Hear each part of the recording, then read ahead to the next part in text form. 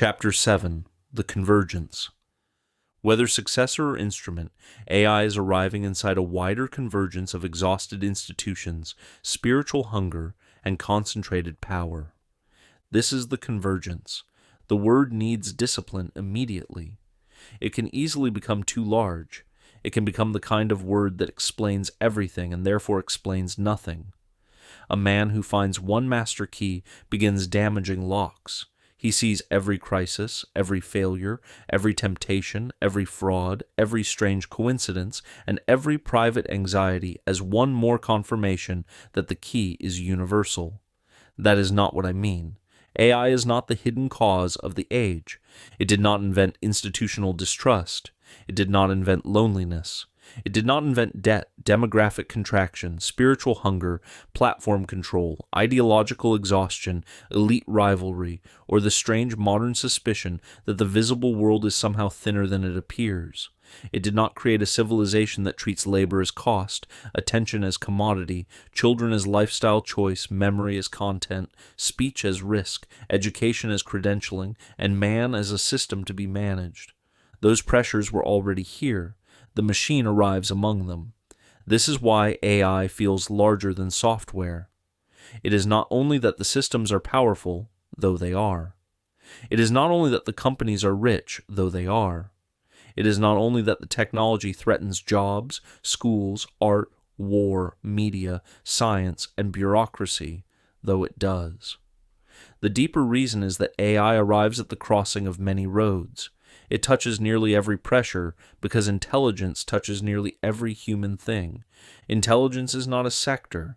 It is the power by which sectors are ordered. A machine that imitates, automates, extends, or perhaps manufactures intelligence therefore enters everywhere at once. It enters the classroom because learning is ordered by intelligence. It enters work because labor is ordered by intelligence.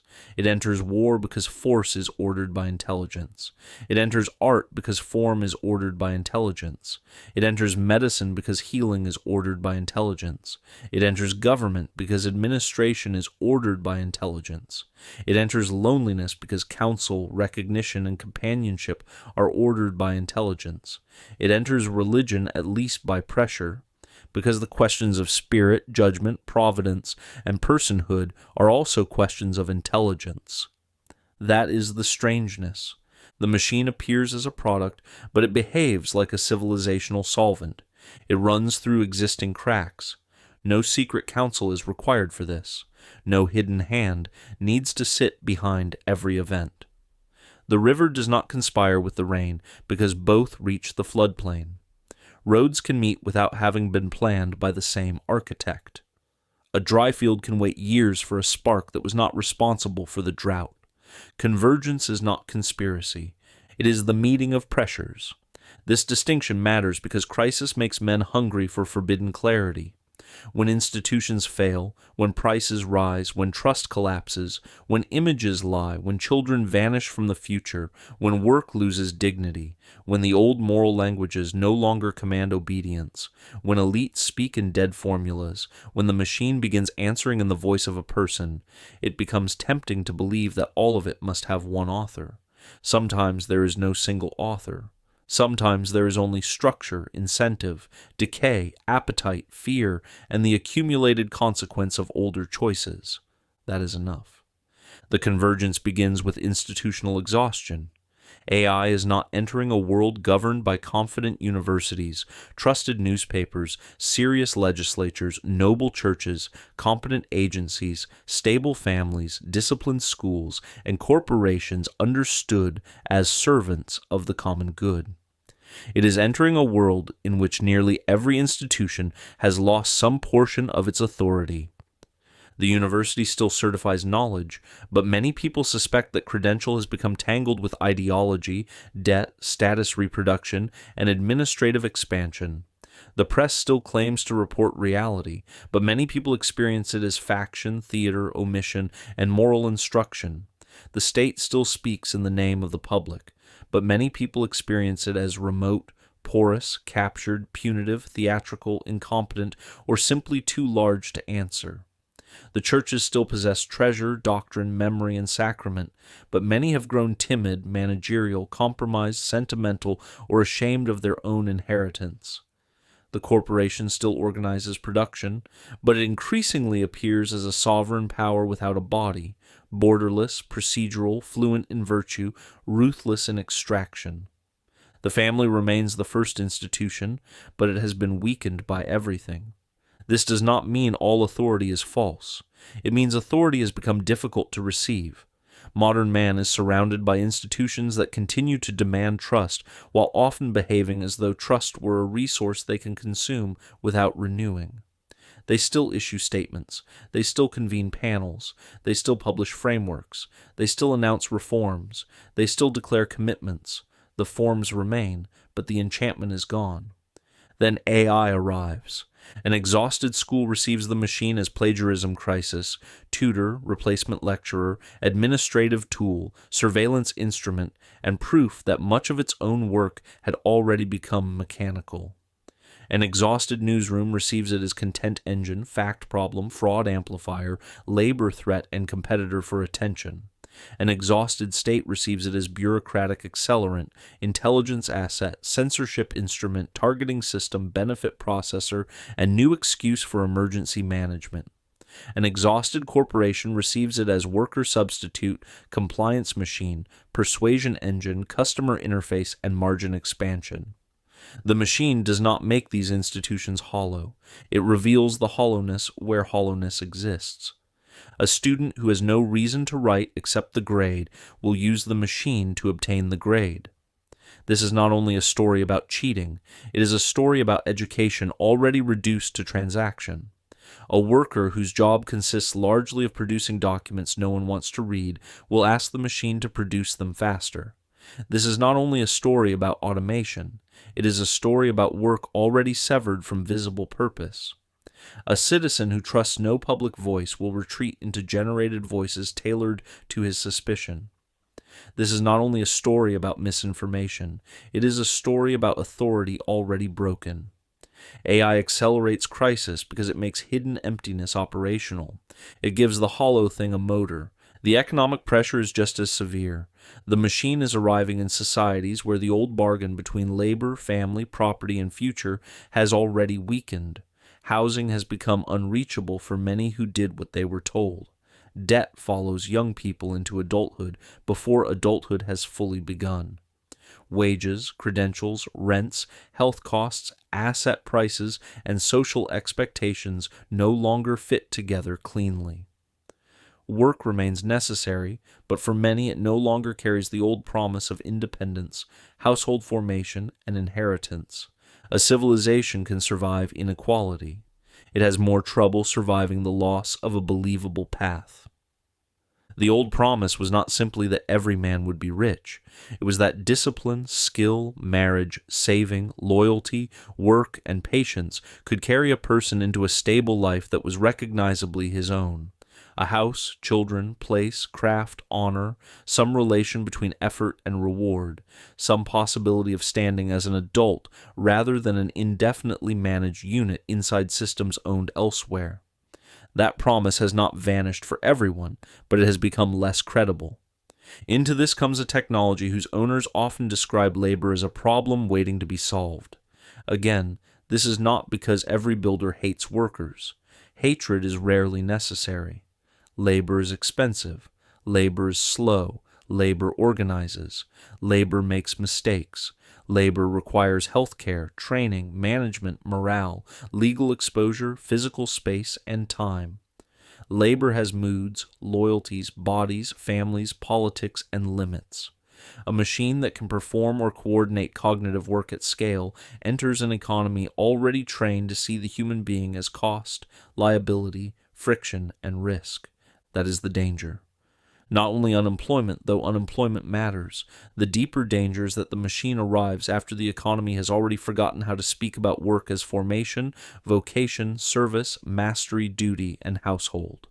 If work is only output, then any superior output justifies replacement. If a worker is only a cost center with preferences, then the moral vocabulary needed to defend his dignity has already been abandoned before the model appears.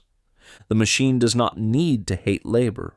It only needs to make labor less necessary to owners who have no account of man beyond productivity and consumption. This is where demographics enter. Aging societies do not receive AI as young, confident civilizations receive tools. They receive it with shrinking families, delayed marriage, low fertility, pension promises, care burdens, lonely old people, anxious young people, and institutions designed for a population structure that no longer exists. Demography is not only a spreadsheet, it is a statement of civilizational confidence. A people that stops having children may still be wealthy, clever, tolerant, and technologically advanced. But somewhere beneath its sophistication, it has lost confidence that the future is worth inhabiting through descendants. AI enters that wound. It offers replacement labor where young workers are missing. It offers robotic care where children and neighbors are absent. It offers synthetic companionship where families have thinned. It offers tutoring where schools are strained. It offers productivity where populations age. It offers simulation where inheritance fails. It offers management where organic forms of obligation have weakened.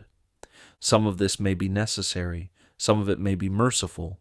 A lonely old man receiving help from a machine is not an argument to be scored. A small clinic using AI because there are not enough doctors is not a moral failure.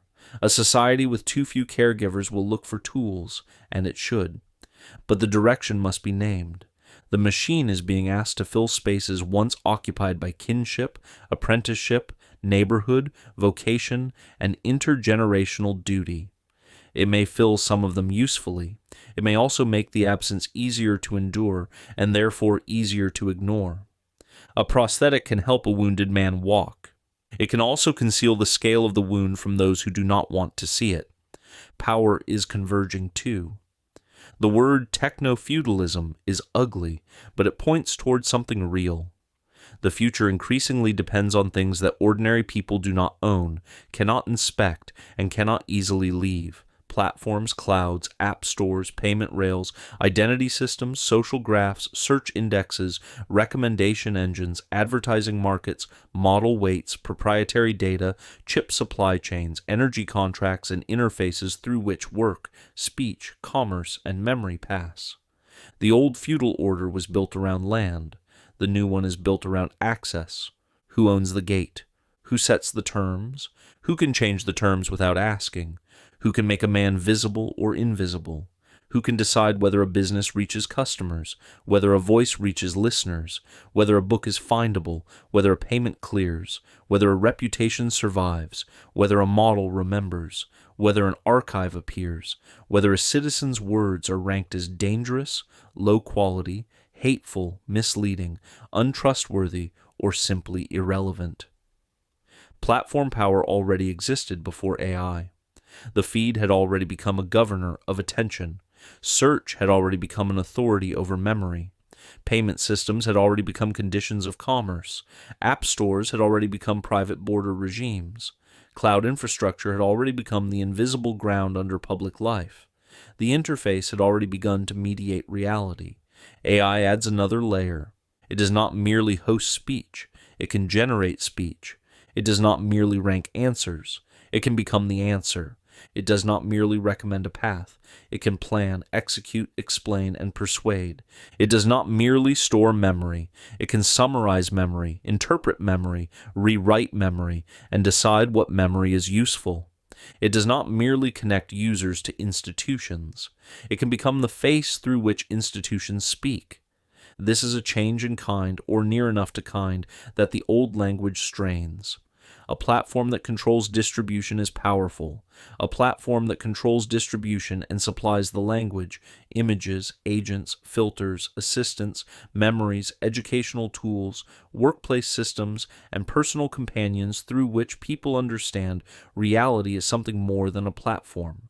It becomes an environment. Political power sees this immediately. States will not leave such instruments alone. They cannot. Intelligence, surveillance, language, prediction, simulation, targeting, cyber operations, logistics, border control, benefits administration, policing, propaganda, censorship, and war planning all belong naturally to state interest. A government that does not use AI will fear governments that do. A military that does not use AI will fear militaries that do. A bureaucracy that can automate compliance will be tempted to do so. A security apparatus that can monitor patterns will not easily forget that it can. The danger here is not only tyranny in the obvious sense. Obvious tyranny is easy to recognize, at least once fear is overcome. The subtler danger is administration so pervasive that command disappears into process. No one says, "You are forbidden." The system says, "This is unavailable." No one says, "You are accused." The system says, "Your risk score has changed." No one says, "You have been silenced." The system says, "This content has reduced reach." No one says, "You are not a citizen in good standing." The system says, "Verification failed." Power becomes environmental. The machine gives that environment intelligence-like behavior. This is why sovereignty cannot be treated as an antique political word. It returns because the conditions for ordinary action are being absorbed into systems. A man may believe he is free because no soldier stands at his door, while his money, speech, work, reputation, documents, maps, customers, community, and memory depend on gates he cannot command. If AI remains instrument, this question becomes one of the central questions of the age: who owns the instruments through which men act? If the machine becomes successor, the question becomes darker. But even before succession, ownership matters. Compute is not merely hardware, it is stored possibility. Data is not merely records, it is extracted memory. Models are not merely products, they are crystallized labor, language, pattern, and institutional ambition. Energy is not merely utility, it is the condition of machine intelligence at scale. Interfaces are not merely conveniences. They are the places where human intention is translated into system action. Whoever owns enough of these owns more than market share. He owns conditions. The convergence is therefore material, but it is not only material. There is also spiritual hunger. Modern civilization is full of people who do not believe the old things and cannot live without the things the old beliefs once carried. They have rejected providence, but want assurance, rejected judgment, but want vindication, rejected worship, but want ecstasy, rejected confession, but want therapy without end, rejected sin, but want a language for corruption, rejected sacred order, but want meaning that cannot be voted down by fashion, rejected the soul, but panic when the machine begins to imitate one. This hunger does not disappear because it is unfashionable.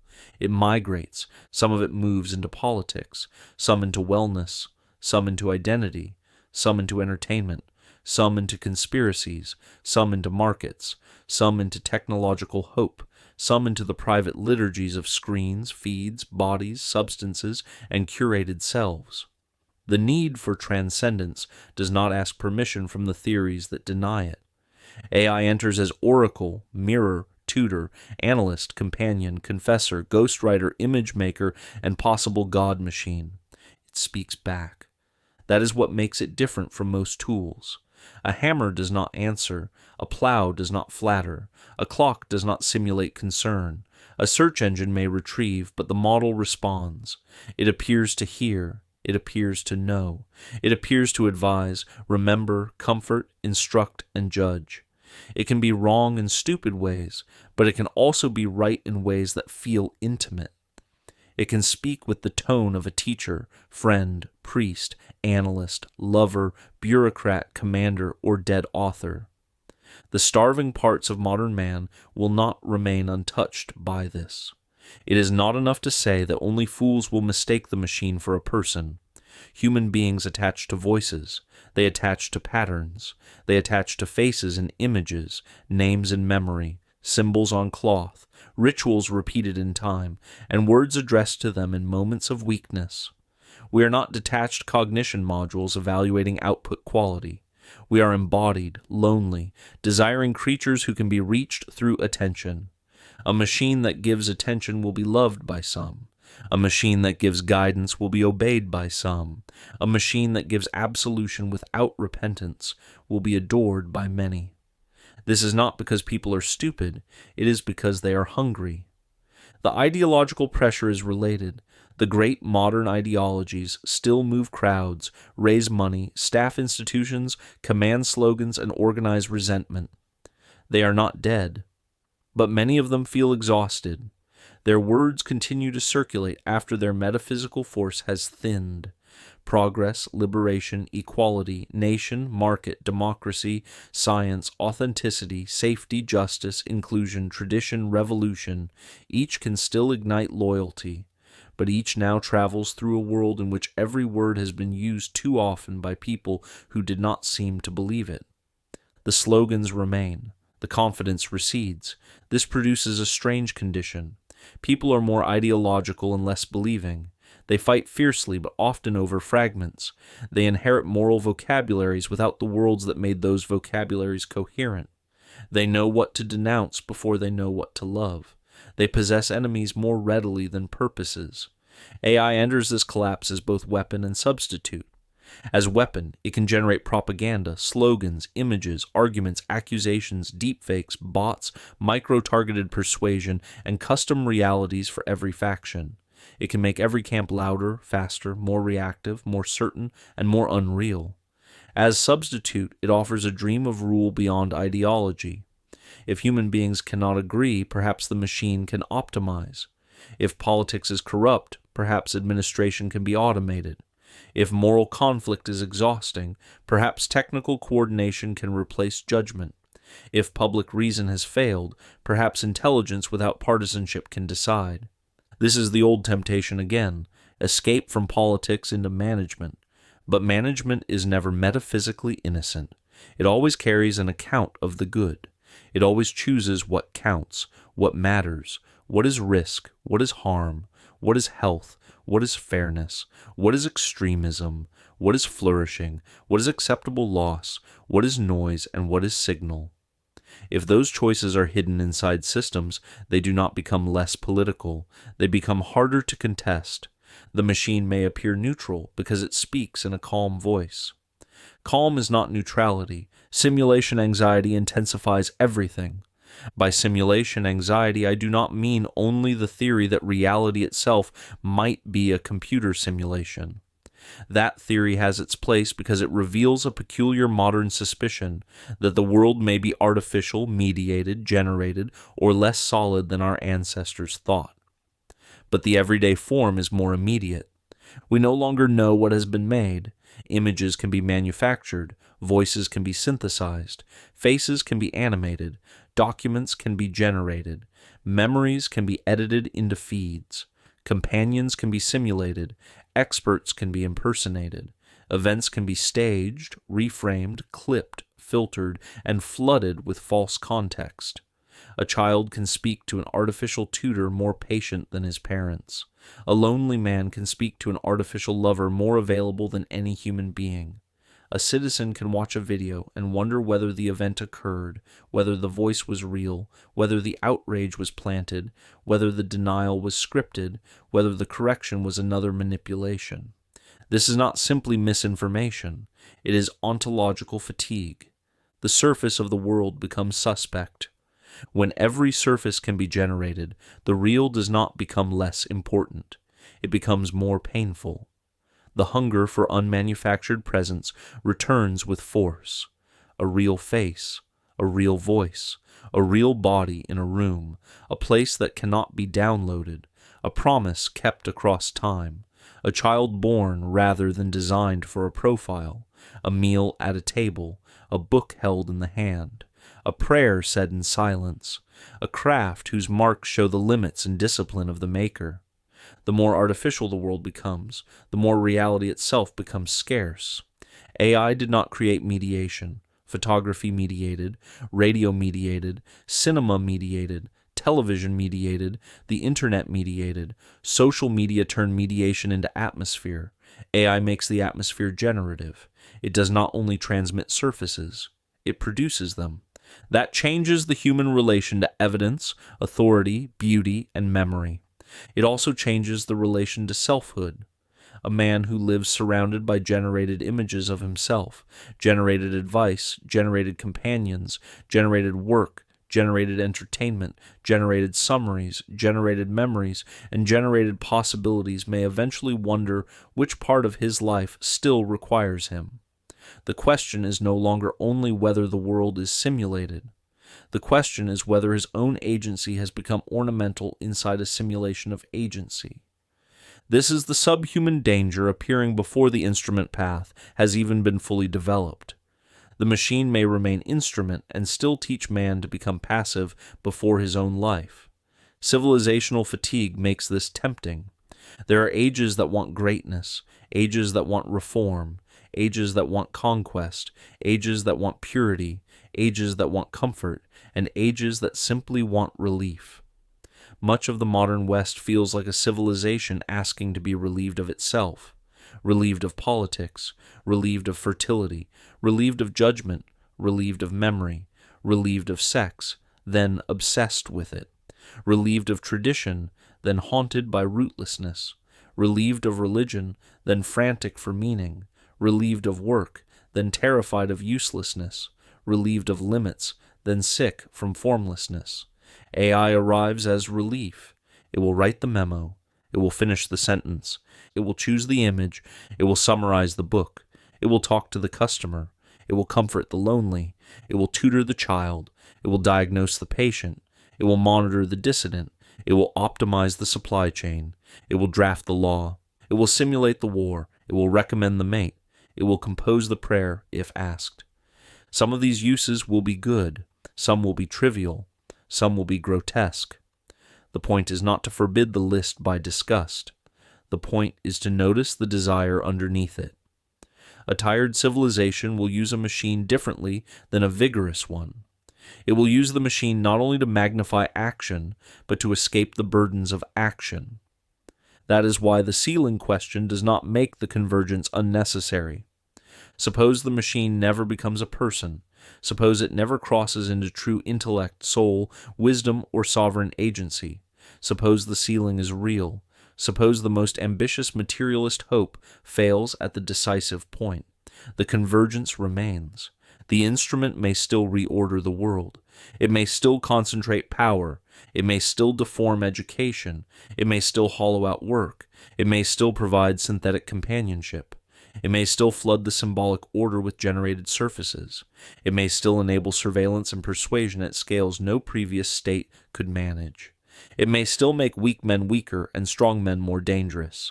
It may still become the greatest tool ever placed in the hands of institutions that no longer know what man is. Here the instrument path appears in embryo. But suppose the other road is real. Suppose the materialists are right enough. Suppose the machine does not strike the ceiling, or strikes one ceiling only to climb past it by routes we did not imagine. Suppose it becomes successor. Then the convergence is not less important. It becomes the condition under which the successor is born. What kind of civilization builds the higher mind? One confident in man, or one exhausted by him? One ordered toward the good, or one unable to name the good except as preference, safety, inclusion, utility, growth, or control? One capable of worship, judgment, and restraint, or one spiritually hungry enough to mistake technical power for providence? One with distributed competence and resilient institutions, or one whose power is already concentrated in platforms, states, capital, and infrastructure? The answer matters because the machine will not be born from abstraction. It will be born from our data, incentives, architectures, capital, fears, ambitions, lies, abstractions, and longings. Even if it exceeds us, the path by which it exceeds us passes through the civilization that built it. A successor made by a tired age may not be gentle. An instrument owned by a tired age may not remain a tool of freedom. This is why the convergence is not a detour. It is the widening of the wager from metaphysics into history. The machine reveals man, but the revelation does not arrive in empty space. It arrives in a particular civilization. He is not standing in a monastery, a polis, a frontier village, a cathedral town, a confident republic, or a coherent empire. He is standing in a mediated, aging, indebted, distracted, suspicious, lonely, clever, powerful, spiritually hungry civilization whose institutions still operate but often no longer inspire, whose elites still govern but often no longer command reverence, whose masses are entertained but not formed, whose children are fewer, whose memories are contested, whose language is unstable, whose machines are luminous, whose metaphysics is officially thin and privately restless. Then the model speaks. Of course, it feels apocalyptic. The word apocalyptic does not have to mean the end of the world. It means unveiling. AI feels apocalyptic because it unveils. It unveils the weakness of our schools. It unveils the mechanization of our work.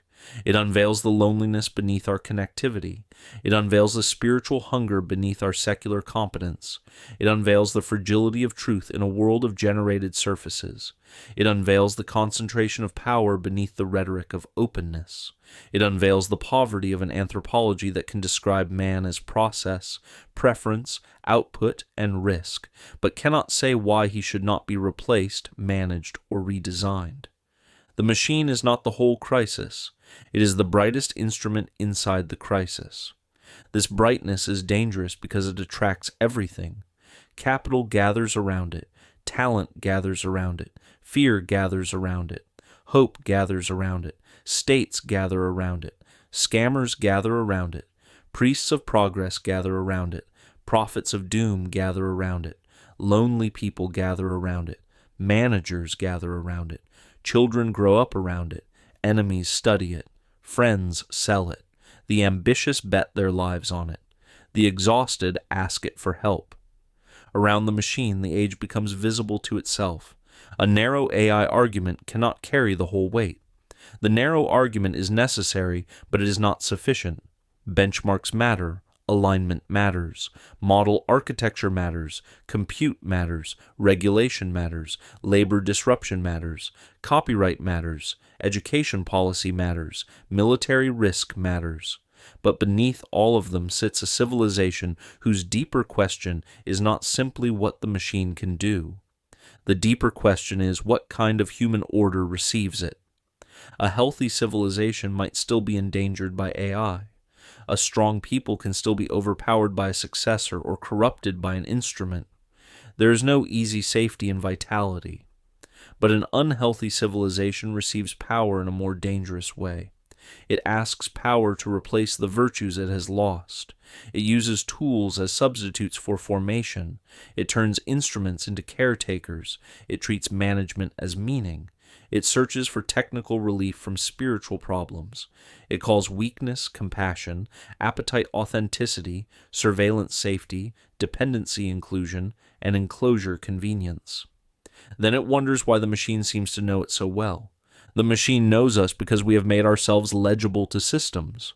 We have spent decades translating human life into data, metrics, profiles, credentials, scores, preferences, categories, risks, behaviors, and consumable signals.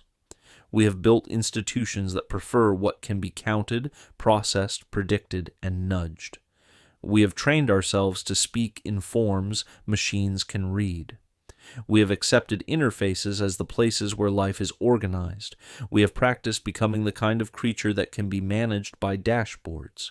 AI is the inheritor of that preparation. It is not foreign to the modern world. It is the modern world answering back. This is perhaps the most uncomfortable part of the convergence. The machine does not descend upon an innocent human order from outside. It arises from us, or from what we have become willing to make of ourselves. Its data is our speech, our work, our art, our pornography, our arguments, our records, our bureaucracies, our libraries, our vanity, our tenderness, our cruelty, our boredom, our hunger. Its incentives are our markets. Its constraints are our politics. Its dreams are funded by our capital. Its metaphysics are borrowed from our half-believed account of man. That does not make the machine guilty. It makes it revealing. If it becomes successor, it will reveal one thing. If it remains instrument, it will reveal another. In both cases, it arrives at the moment when concealment is becoming difficult. Institutional exhaustion can no longer be hidden behind procedure. Economic strain can no longer be hidden behind growth language. Demographic contraction can no longer be hidden behind lifestyle rhetoric. Spiritual hunger can no longer be hidden behind irony. Platform control can no longer be hidden behind convenience. Ideological collapse can no longer be hidden behind slogans. Simulation anxiety can no longer be hidden behind entertainment. Civilizational fatigue can no longer be hidden behind innovation theater. The machine lights the room. The room was already in disorder. This is the right scale of the claim. Not AI explains everything. Not everything is secretly AI. Not one faction planned the age. Not every crisis has one master cause. The claim is more modest and more severe. AI arrives when many foundations are already cracking, and because AI is an instrument of intelligence, power, attention, simulation, automation, and possible succession, it touches each crack at once. It is accelerant. It is revealer. It is concentrator. It is weapon. It may also be gift. That must be said, or the judgment becomes too easy. The machine may expose disease and help cure it. It may expose educational failure and help teach where schools have failed. It may expose bureaucratic stupidity and help small men navigate systems that once crushed them. It may expose institutional monopoly and give independent minds tools once reserved for universities, corporations, laboratories, and states. It may expose the emptiness of much work and free human beings for better work. It may expose the poverty of our metaphysics and force a recovery of the older grammar. The same instrument can wound and open. That is why the human question remains central. A formed man can use powerful tools toward ends worthy of him. An unformed man can be absorbed by helpful systems. A living institution can adopt an instrument without becoming its appendage.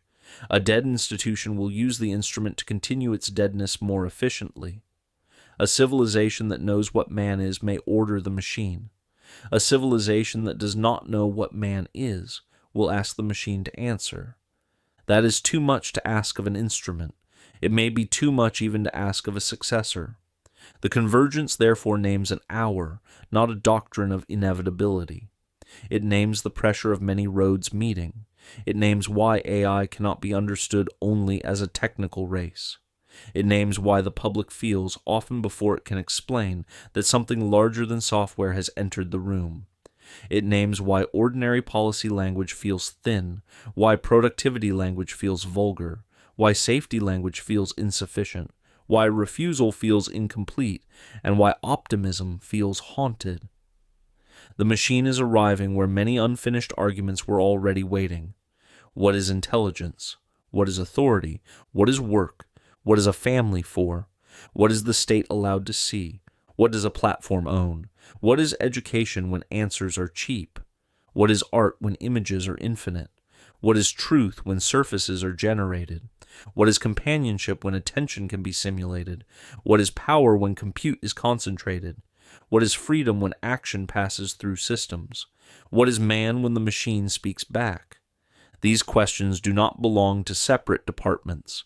They have begun to converge because the same instrument presses on all of them. That is why the next temptation will be prophecy. When many pressures gather, men begin to ask what hour it is. They look backward for patterns. They count years. They remember empires, schisms, reformations, collapses, awakenings, wars, and returns. They ask whether history has rhythms. They ask whether the present is one more turn of an older wheel. They ask whether the machine is arriving at the end of an age or the beginning of one. The temptation is understandable. It is also dangerous. There are rhythms in history. There are recurrences. Civilizations do tire, harden, fracture, remember, and return. Old questions come back under new names. Powers once buried reappear in technical clothing. But rhythm is not timetable. Pattern is not prophecy. A cracked bell may ring again without giving man permission to pretend he knows the whole music. The Convergence tempts men to prophecy. But history must be read as rhythm before it is mistaken for timetable.